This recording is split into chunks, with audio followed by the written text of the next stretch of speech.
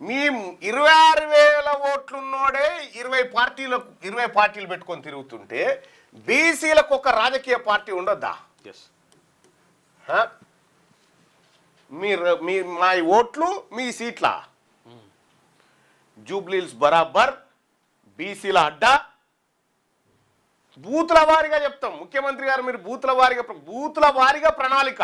ఒక్క బూత్కు కాంగ్రెస్ పార్టీ ఒక ఇంటికి ఎన్ని రకాల మోసం చేసింది, బీఆర్ఎస్ ఎంత మోసం చేసింది, బీజేపీ ఎంత మోసం చేసింది, బూత్ వారిగా ఇంటి వారికి ఇచ్చేస్తాం అంతే రేపు పొద్దుగాల.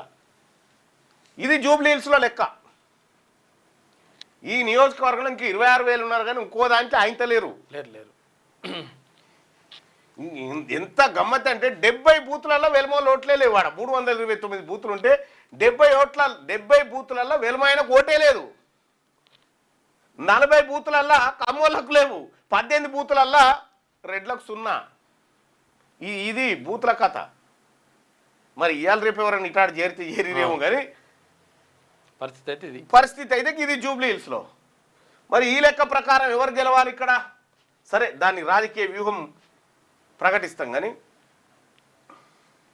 2 పిల్లల నిబంధన తీసేయండి అన్న సీఎం సార్ చెప్పండి. సర్పంచ్ ఎన్నికలకు నువ్వు 2 పిల్లల నిబంధన తీయకపోయినా, 42% రిజర్వేషన్ ఇవ్వకపోయినా కాంగ్రెస్ పార్టీ ఉరితే గాంధీ భవన్కు ఉరేసుకున్నట్టే లెక్క. ఇంకొకటి మీరేం కంగారు పడకండి, సూసైడ్ చేసుకున్నట్టే.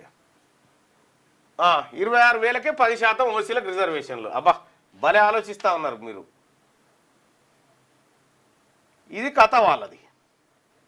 యాదగిరి గారు, బీసీలు తలుచుకుంటే వాళ్ళు జీవితంలో మళ్ళీ గెలవరు. ఇవాళ బీసీలమంతా ఒక్కటైనాం కాబట్టే, బీసీలమంతా ఒక వేదిక మీద ఆలోచిస్తున్నాం కాబట్టే ఇవాళ నామినేషన్ వేస్తేందుకు కూడా భయపడతా ఉన్నారు వాళ్ళు. నామినేషన్ వేస్తేందుకు కూడా మీరు చూడరు. రెడ్లు ఎవరు అడుగుతలేరు ఆ బీసీటీ ఏది ఆ జూబ్లీహిల్స్ టికెట్ చూడరు మీరు. ఎందుకు అడుగుతలేరు అంటే ఈ అమ్మ ఓడగొడతారా బీసీలంతా ఒకటైరా అనేటువంటి పరిస్థితి. మళ్ళా మీ నెంబర్ పెట్టాను చెప్పే. 9866 నీది 970-170-3684. ఈ జూబ్లీహిల్స్ ఎలక్షన్లో నేనే ప్రచారంలోకి దిగుతా, నేనే మన బీసీ బిడ్డల తరఫున నిలబడతా. బీసీ సమాజం అంత వస్తుంది, అప్పుడు చూసుకుందాం ఖచ్చితంగా. ఎస్సీల ఓట్లు వద్దంటే ఎస్సీ మా సోదరులేనా, మా సోదర కులాలైనా కలిసి